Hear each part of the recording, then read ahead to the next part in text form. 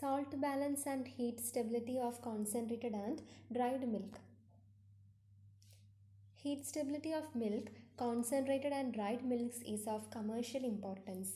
The term heat stability of evaporated milk refers to the relative resistance of the milk to coagulations in the sterilizer. Webb, Bell and Deisher defined heat stability as the time necessary to initiate coagulation at 115 degrees Celsius. Importance. Heat stability is important in the processing operation of concentrated product manufacture, in the manufacture of recombined evaporated milk from anhydrous milk fat and skimmed milk powder. Heat stability adjustment is important before sterilization. This is because of the convenience with which milk may now be stored and transported in the form of anhydrous milk fat and skimmed milk powder in the manufacture of recombined UHT milks. In the manufacture of beverages, example, coffee whiteners must not coagulate or cause feathering when added to coffee, usually under adverse conditions of temperatures and pH. In the manufacture of low heat or high heat milk powders and used in admixture with fresh fluid milks. In the manufacture of skim milk powders, stability of instant dried skim milk when added to hot coffee showed that the formation of insoluble material was inversely related to the maximum coagulation time of the reconstituted powder measured at 140 degrees Celsius and directly related to the casein number of milk protein. Heat stability and concentrated milks. Although evaporated milk is produced in quantity, the process is very arbitrary. Sommer and Harp in 1926 found that apart from the destabilizing effect of albumin, the heat stability of the product is controlled by the ratio of calcium and magnesium to phosphate and citrate. Adjustment of the ratio by the addition of these salts, mainly phosphates, permits successful sterilization of the product in most cases. This salt balance theory still remains as the major basis of the commercial sterilization of evaporated milk. Powders made from milk which had not been preheated and which had a high level of undenatured whey protein nitrogen generally have a lower heat stability on reconstitution than had preheated powders. This reduction is even more marked when the powder is recombined as 18% SNF, 8% fat evaporated milk. Optimum heat stability. The problem is not of achieving maximum heat stability at the cost of other defects, but is to obtain optimum heat stability as to keep desired viscosity, body and texture. The maximum heat stability will eliminate the danger of curdling during sterilization, but it would yield evaporated milk so lacking in body, that is viscosity, that it would cause the milk to be rough after sterilization. The stability may range from a few minutes beyond the time held at sterilizing temperature to slightly over double the time held at sterilizing temperature. Factors influencing heat stability. Acidity. In case of average normal milk, any increase of developed acidity has adverse effect on the heat coagulation of milk or heat stability of milk. This is true of the titratable acidity and of pH. It is further proved that the optimum acid reaction for maximum heat stability is dependent upon its relation to several variables of milk, such as salt balance and amount of milk proteins. Hence, the optimum acid reaction for one lot of milk may or may not apply to any other lot of milk. The normal range of titratable acidity of freshly drawn milk is 0.15 to 0.16%. The sensitiveness of heat stability of milk and evaporated milk emphasizes the importance of getting fresh milk at condenser. Effect of concentration and sterilizing process on acidity.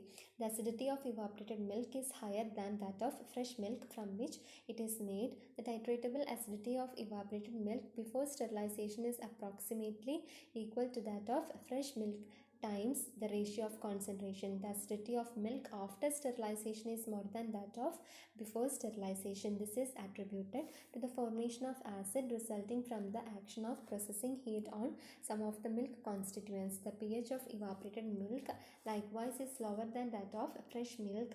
Fresh milk averaged approximately pH 6.6 while evaporated milk falls in range of pH 6.15 to 6.3. Milk proteins, the nitrogenous constituents of milk, are the pivot on which heat stability centers. They are the substances which are coagulated. The relation of all other ingredients or factors to the heat coagulation of milk is important only in so far as they influence the sensitiveness of the major proteins of milk to heat.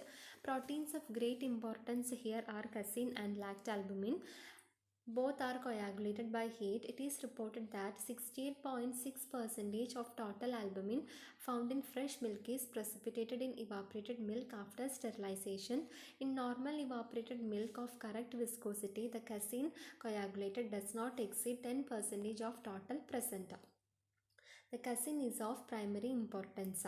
It represents 80% of the total proteins in milk. It curdles at ordinary temperature by acid. In fresh sweet milk, it will coagulate at 136 degrees Celsius or higher, but even at flash pasteurizing temperature, it loses its power to react normally to rennet.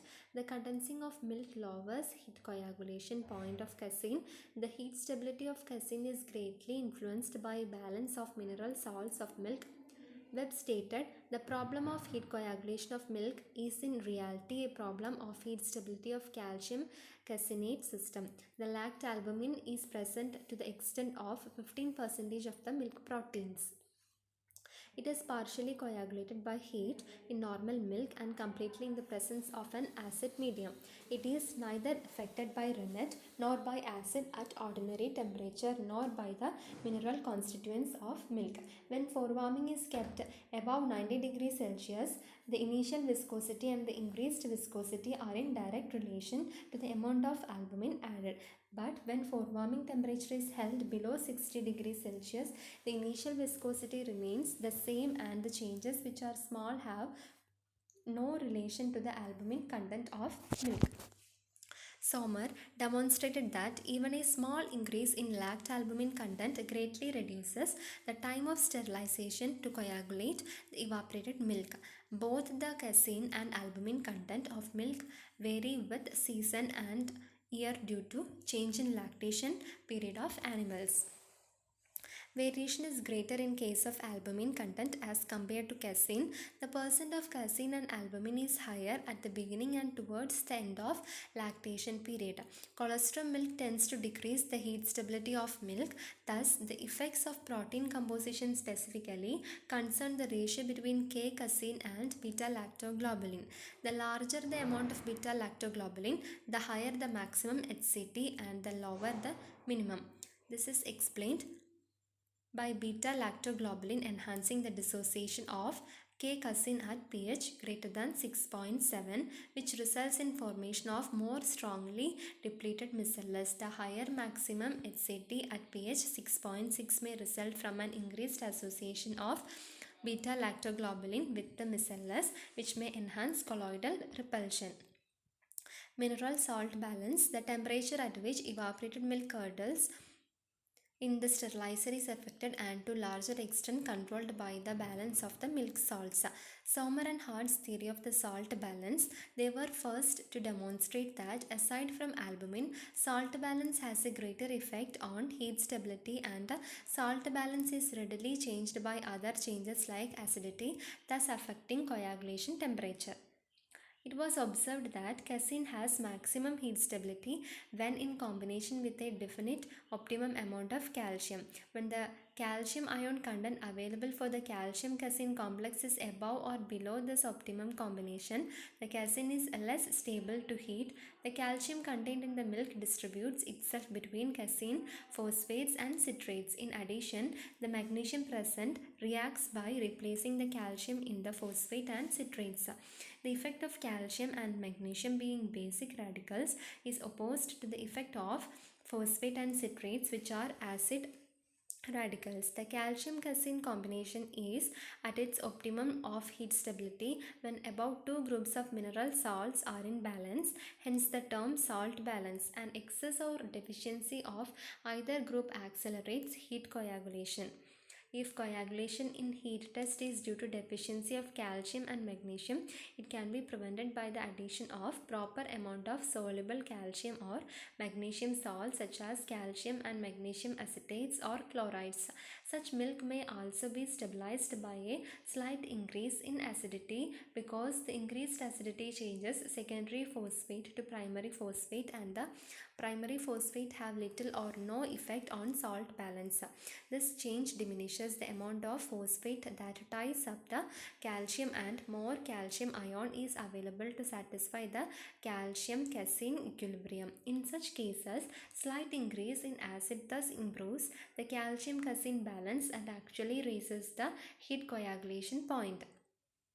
If troublesome heat coagulation is due to high calcium ion and magnesium ion, it can be prevented by addition of the proper amount of phosphate or citrate such as disodium phosphate or sodium citrate.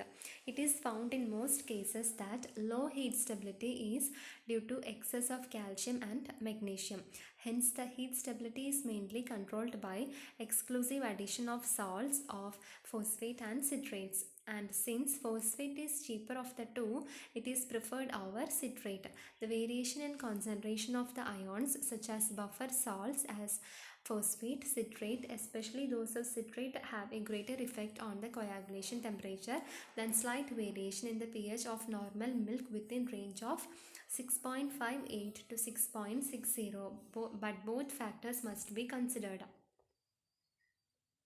It is concluded that each lot of milk represents a separate colloidal system, and that for each system there is an optimum combination of salt balance due to such factor as pH, with which optimum heat stability is attained.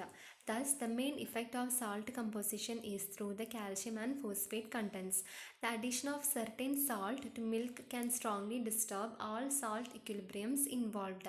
Addition of calcium and phosphate to milk up to the concentrations that are found in concentrated milk causes its heat stability at pH greater than 6.8 to be equal to that of concentrated milk, that is 0. Concentrated milk. Homogenization has little effect on milk, but it renders concentrated milk far less heat stable. The detrimental effect can be offset for a considerable part by preheating milk before concentration. Heat stability of fat containing concentrated milk products is found to decrease the homogenization. Concentration before homogenization result into more stable product. The heat stability of concentrated milk could be enhanced to a greater extent by high temperature for warming, 145 degrees Celsius, 5 second, 2-stage homogenization, and addition of sodium phosphate. Homogenization tends to slightly lower the heat stability of evaporated milk. This tendency increases with increasing homogenization pressure, and as the level of heat stability determined by the forewarming treatment drops. With the milk of high heat stability such as results from HTST for warming at 120 degrees Celsius for 4 minutes, the pressure of homogenization has no effect on heat stability. With the milk of normal heat stability such as result from for warming at 90 degrees Celsius for 10 minutes, the homogenizing pressure lowers the heat stability only slightly. With the milk of low heat stability such as results from for warming at 65.5 degrees Celsius, the heat stability drops considerably with increasing homogenizing pressure. Heat stability of recombined concentrated milks. Heat stability for recombined EM is of utmost importance. It may be defined as the time taken for milk or milk concentrate to thicken or coagulate when heated under standardized conditions. It is a particular problem in evaporated product because of the concentrated nature of the product and need for sterilization. The main factors affecting heat stability of recombined concentrated milks are similar to those for concentrated milks. However, concentration of milk and addition of butter oil during recombination has complicated relation with the heat stability, which is not yet fully understood. Correction for improvement of heat stability is achieved by the similar methods as listed for the concentrated milks. However, heat treatment or addition of stabilizing salts such as phosphates together with the dried buttermilk is in practice and regarded as most successful, as heat stability of concentrated milks manufactured from whole milk or powder varies with the season and stage of lactation. Attempts have been made to extend the period over which heat stable powders can be manufactured. The addition of sweet cream buttermilk powder before heat treatment increases overall heat stability, perhaps due to its high phospholipids content. Similarly, incorporation of soya lecithin has marked positive influence on heat stability of recombined evaporated milk. Thank you.